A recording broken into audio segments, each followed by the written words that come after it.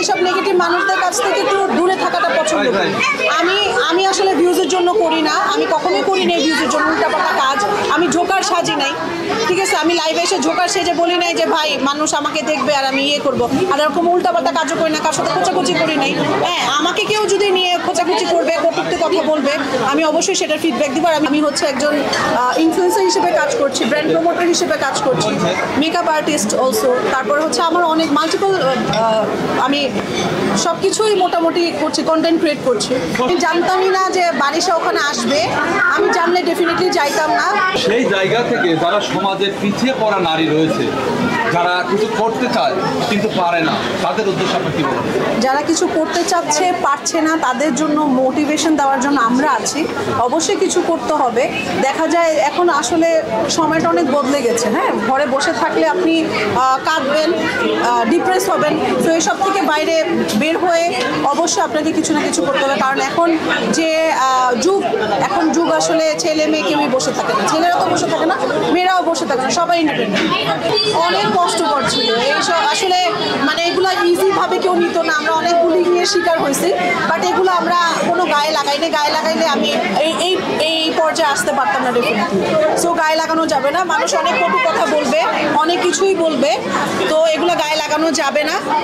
আগে বাড়তে হবে, কাজ করতে হবে, এটাই হচ্ছে সবচেয়ে বড় কথা।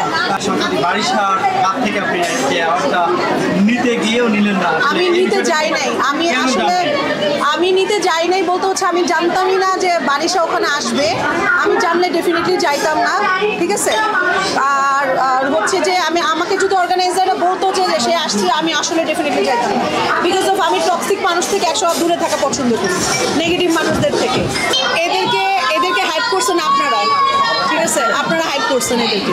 এটার জন্য তারা বুঝে নিছে যে আমি যদি এখন মানে এমন কিছু করি তাহলে আমি ট্রেন্ডিংয়ে চলে যাব, আমি কাউকে খোঁচাই বা কেউ আমাকে ফিডব্যাক দেয়, এগুলো হচ্ছে ভিউজের জন্য। সবচেয়ে বেশি ভিউজ আপনারা দিচ্ছেন।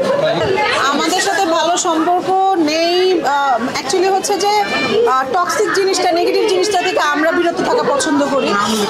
হ্যাঁ, আমি নাম উল্লেখ করতে চাচ্ছি না।